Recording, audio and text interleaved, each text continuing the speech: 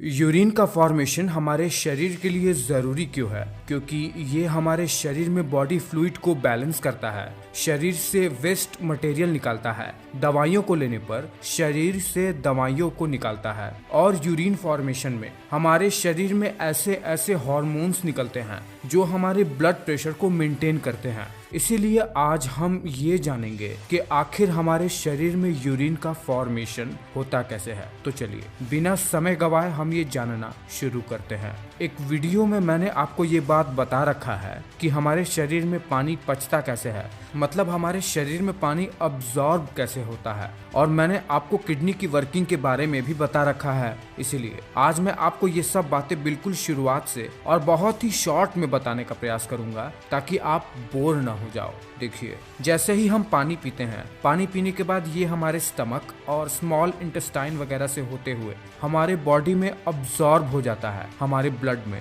फिर वहां से ये ब्लड जिसमें पानी होता है ये जाता है हमारी किडनी की तरफ। और मैंने आपको बता रखा है कि हमारे किडनी के अंदर हमारी किडनी का एक मेन फंक्शनल यूनिट होता है जिसे नेफ्रॉन कहते हैं। कहने का मतलब ये है कि किडनी के अंदर एक संरचना होती है, वही सारा काम करती है और उसका नाम नेफ्रॉन है। देखिए, ये नेफ्रॉन मुख्यतः दो भागों में बटा रहता है। एक होता है ये बोमेन्स कैप्सूल जिसके अंदर ब्लड आर्टरियोल्स की जाल बिछी रहती है जिसे ग्लोमेरुलस कहते हैं, और एक होता है ये पतले पतले रीनल ट्यूब्यूल्स जो कि कॉमन कलेक्टिंग डक्ट से जाकर जुड़ जाते हैं। हमारे शरीर में यूरिन का फॉर्मेशन 3 स्टेज में होता है, जिसमें से पहला होता है ग्लोमेरुलर फिल्ट्रेशन, दूसरा होता है रीअब्जॉर्प्शन और तीसरा होता है सिक्रेशन। देखिए, जैसे ही हमारे किडनी में ब्लड आता है फिल्टर करने के लिए, जिस ब्लड में बहुत सारे वेस्ट मटेरियल होते हैं, अननेसेसरी बॉडी फ्लूइड भी होती है, वो सबसे पहले तो किडनी के फंक्शनल यूनिट नेफ्रॉन के बोमेन्स कैप्सूल के अंदर जाती है।